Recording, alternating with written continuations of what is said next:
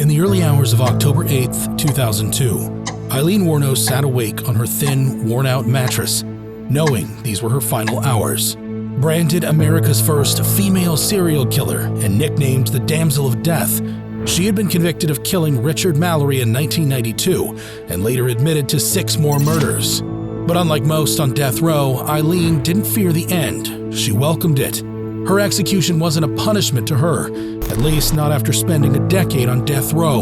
It was freedom. After a lifetime of pain and violence, she saw death as her only escape. As time continued its march, it left behind only one certainty. She was ready for it all to end. This morning was no different from any other on death row. Scrambled eggs, toast, and milk, as usual. Aileen had long made her peace with it. Earlier that year, she had accused prison staff of contaminating her food with dirt, saliva, and urine. She claimed to have overheard them plotting to push her to take her own life or assault her before the execution. But with only one day left, none of it mattered anymore.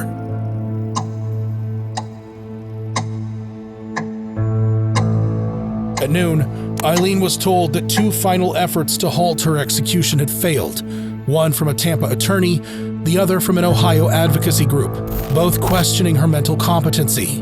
Wuornos hadn't fought the sentence herself. In fact, she had waived her appeal rights earlier that year, insisting on speeding up her execution, a move that raised doubts about her sanity. Only last month, Aileen's final appeals attorney, Rag Singhal, raised concerns about her mental state, prompting a temporary stay from Governor Jeb Bush. But after psychiatrists confirmed she understood her actions, the stay was lifted. She knew exactly what she was doing, said State Attorney John Tanner. It was a hard day, Singhal reflected, because no matter what, she wanted to die. For Wuornos, the verdict wasn't defeat. It was the end she'd been waiting for. At 3 p.m., Aileen Wuornos sat down with filmmaker Nick Broomfield for what would be her final interview, part of his documentary, Aileen, Life and Death of a Serial Killer. In the weeks leading up to her execution, Wuornos had spoken to Broomfield about being taken away to meet God, Jesus, the angels, and whatever lies beyond the beyond. When the interview began, she greeted him with a smile, pointing to her outfit. Hi, Nick. Hi, how are you? I'm doing all right. How you doing? Good. Check out the orange shirt. Referring to the standard uniform for death row inmates. When asked how life in prison was, she replied, Well, here it's okay. It's all right. But, you know, you have your problems with some staff don't like you, Jess. Oh, you're a serial killer.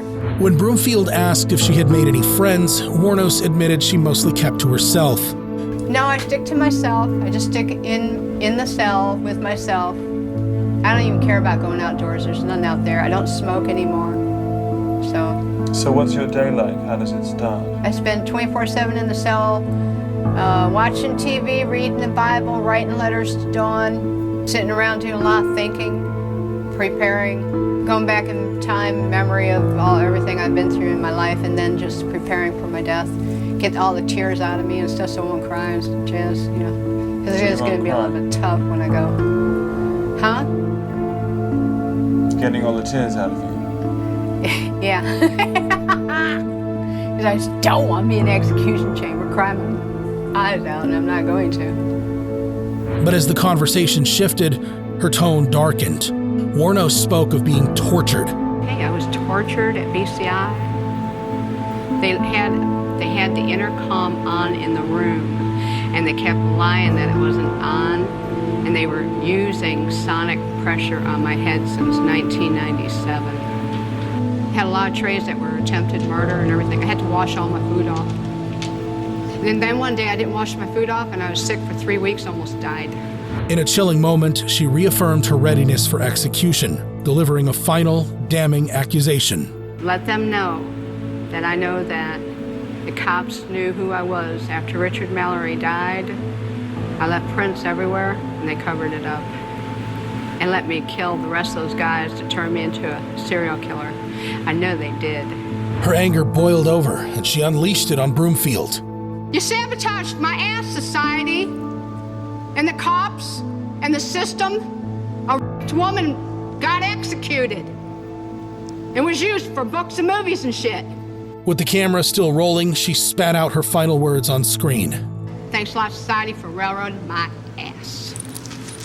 Okay, let's go.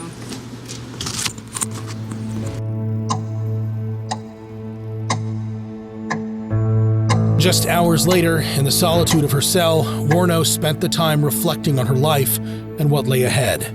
Little else transpired during these moments, as a strange calm began to settle over her, replacing the erratic behavior that had defined her for years. She had long maintained that she killed the men in self-defense while being raped and assaulted, though later she recanted, saying she wanted to make peace with God. "I'm someone who seriously hates human life and would kill again," she admitted. After a decade on death row, death had become something she eagerly awaited. However, she continued to rail against her treatment in prison, complaining about strip searches, tight handcuffs, door kicking, frequent window checks, low water pressure, mildew on her mattress, and the officers' catcalling, which she described as pure hatred towards her. Wuornos even threatened to refuse food and showers when certain officers were on duty. Her attorney emphasized that she simply wanted to be treated humanely until the day of her execution. In the end, after her outbursts in the interview, Wuornos settled onto her bed and drifted into an early sleep, as if surrendering to the inevitable. There were no last phone calls, no visits from family or friends. She had severed those connections long ago. Left utterly alone, she faced her final hours in complete solitude.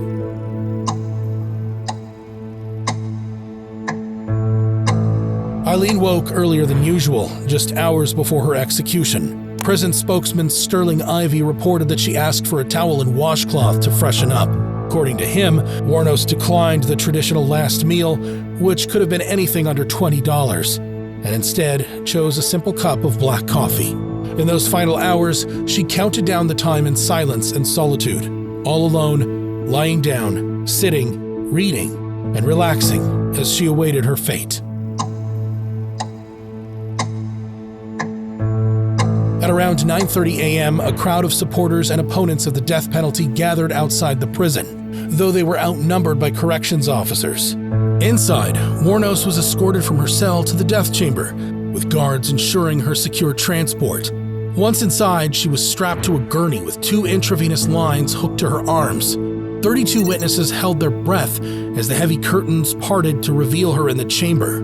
"We can testify that lethal injection is certainly a more humane way to terminate life than the electric chair," said State Attorney John Tanner, who had prosecuted her case. In her last psychiatric exam, she expressed relief that Florida had abolished the electric chair. In a striking final statement, Wuornos declared, "Yes, I would just like to say I'm sailing with the rock, and I'll be back. Like Independence Day with Jesus. June 6th, like the movie. Big mothership and all. I'll be back. I'll be back." This bizarre proclamation highlighted her troubled mental state and served as a chilling reminder of her complex psyche. Previously, she had urged the Florida Supreme Court to proceed with her execution, stating, "I would prefer to cut to the chase and get on with it. Taxpayers' money has been squandered and the families have suffered enough." Then, the execution began. A guard pressed the buttons to release the lethal chemicals into her veins. Wuornos stared at the ceiling, swallowing repeatedly, her eyes watering, but she showed no emotion. Minutes ticked by as a small air conditioner hummed from the opposite wall. The silence in the chamber was absolute. None of the witnesses spoke, coughed, or even sighed. The air in the room was heavy, thick with heat. Her skin turned pale as the poison did its work. After about 8 minutes, the attending physician gave a nod when the warden asked if she had expired.